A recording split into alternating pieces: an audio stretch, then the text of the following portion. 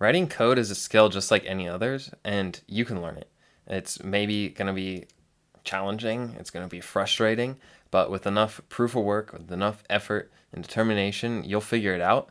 And that's why I'm making this series, because I want you Bitcoin plebs to start learning to code and ultimately move your money around with the code that you write. So throughout this series, we're going to go from having no coding experience, you don't have to have written any code in your life, to ultimately moving value in cyberspace. So if that's as exciting to you as it is to me, then come join me at tinyurl.com/plebdevs-backend-0. That is the link to the slideshow and kind of all the resources you'll need to follow along. Today in lesson 0, we're going to just start simple, get you set up. We're going to install VSCode, which is basically a text editor on steroids. It's just a convenient place to write code with a bunch of features that make your coding experience much better.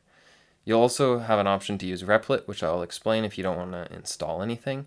But if you can, I recommend using VSCode right from the get-go. We're going to go through how to start a new project in VS Code and then install NodeJS, which is what we will use to execute our JavaScript code. And finally, we will actually write some code and execute it using Node.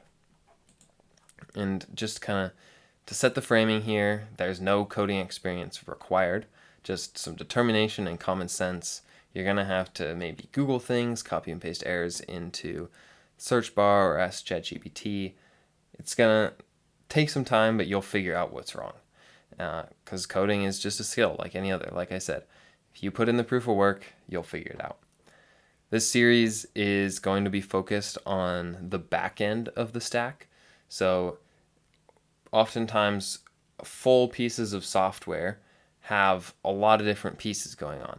They've got the front end, that's everything that the user is interacting with. They've got a database, they've got an API, they've got all these different things, and we like to kind of separate these out into the back end and the front end. So the front end is usually what's shown to the user, and the back end is everything going on behind the scenes that you don't really see, like all these user accounts being created and different statistics being tracked and data being processed, things like that. So we're going to be focusing on that, which is much more logical and personally the kind of code that I prefer to write. But there's also this other side that's more focused on user interactions and creating a pretty usable app, which I think is just as important and just as exciting depending on who you are. So you should go through this series and see what backend code is like. And we have on our YouTube a front-end series that's also being built out at the same time that you can go through and kind of get a feel, see what you like. You could like both. That's fine too. I end up writing a lot of code on both sides of the stack, keeps things exciting, but I think most people kind of tend towards one side or the other.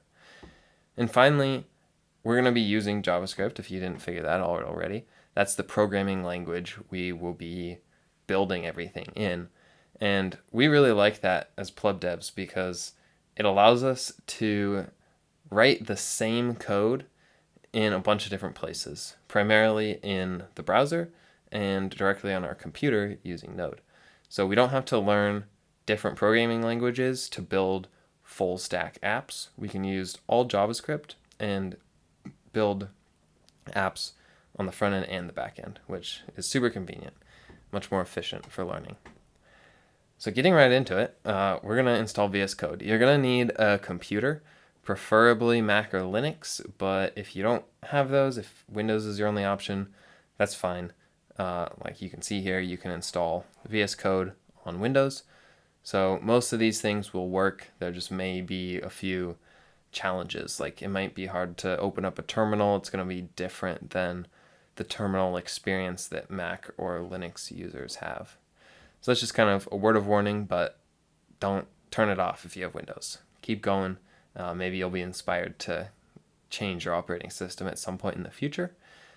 Anyways, if you don't have any of this, maybe you're on a Chromebook, or you could even do this on your phone if you're using Replit. So if you only have access to the browser, or maybe you're just not committed fully, you don't want to start installing things on your computer if you don't know if this is something you're actually going to pursue, then you can just try this out on Replit and come back and install VS Code. So whichever path you take, you can go to VS Code to download it onto your computer, or go to replit.com and just create a new project in there. This is what that would look like on Replit. You'll click Create REPL, and then you're just going to choose a Node.js template here. And then you should be able to follow along with this tutorial. It'll look a little different than what I have on my screen.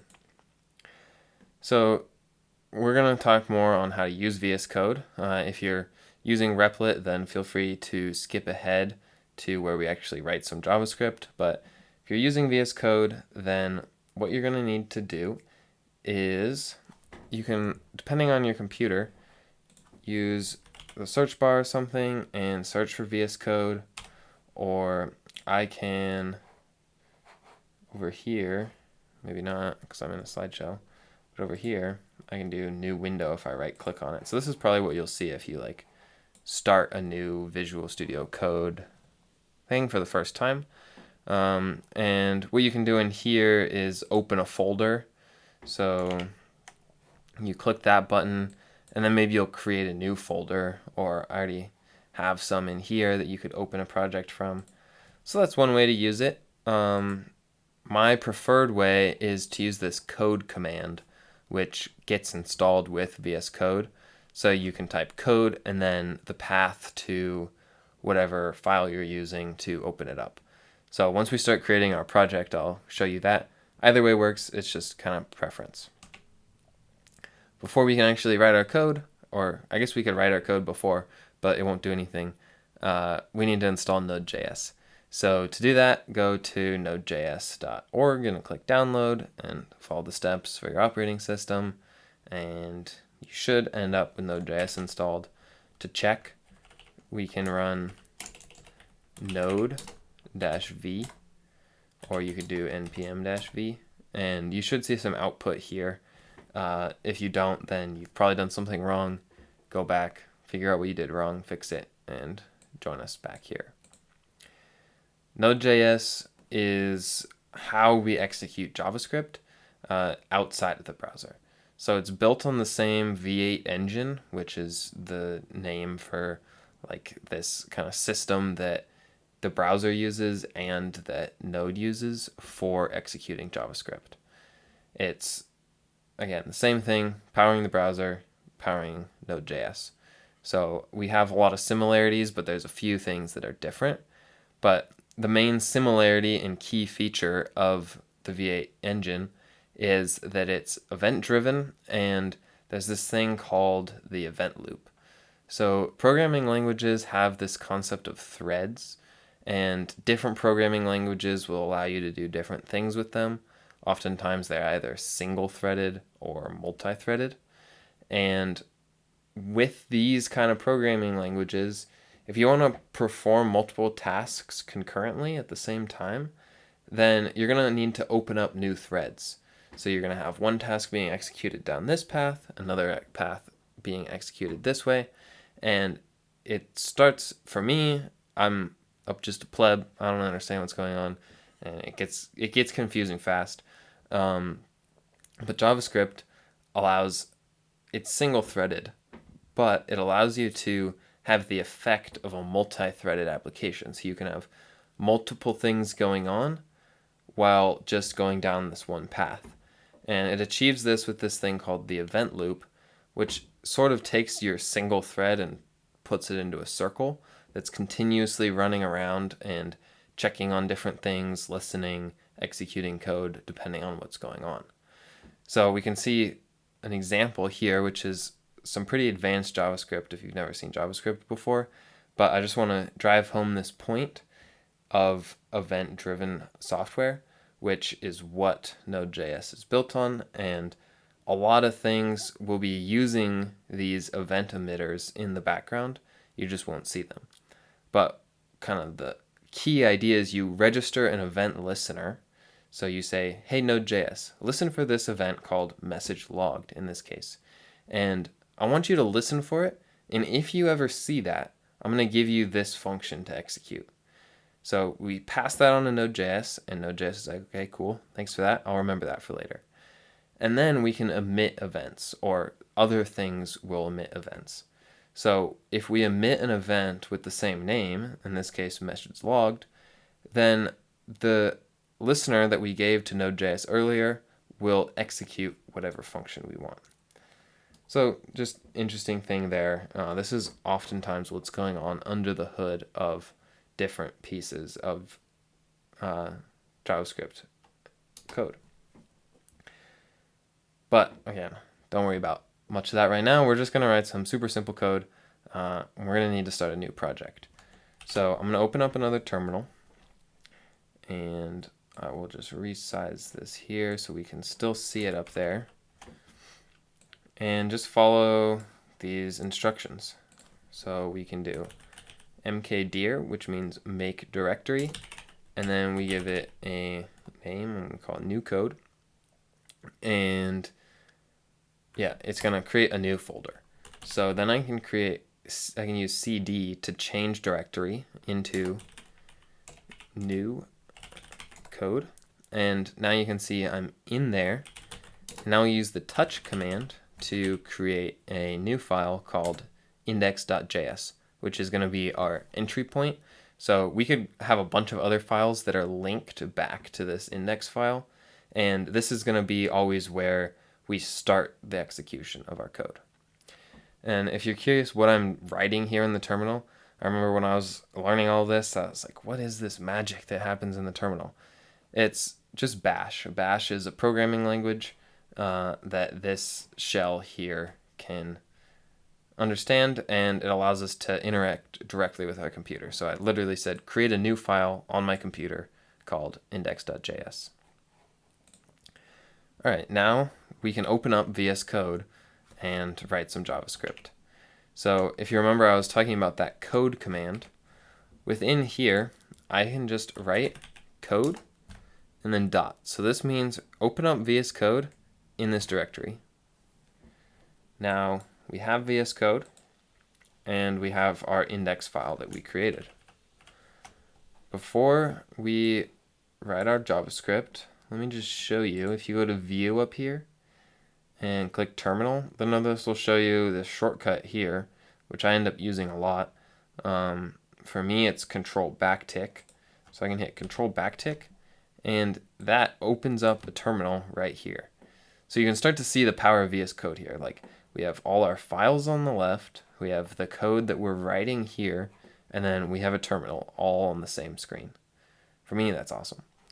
So now that we've got this terminal here, our index.js file, we're gonna write console.log hello world. So this console.log function just comes with Node.js. It already knows what this means. And what we're saying is log hello world to the console. And now to execute this, we will use node, and then we can use node dot or node index.js to say, hey node, execute this file for us. And it'll output that code. So now that we've done that, there's a challenge for you. Execute this code I have here and change the variables. And I highly recommend that you type all this out. Don't copy and paste it. Type it out. It'll just, something happens in your brain that makes you learn this code a lot better.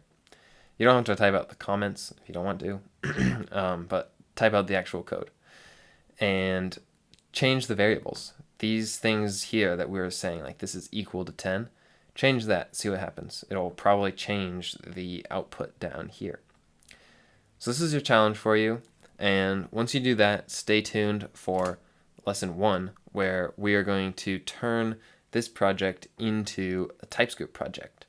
So TypeScript is just JavaScript, but with some added functionality.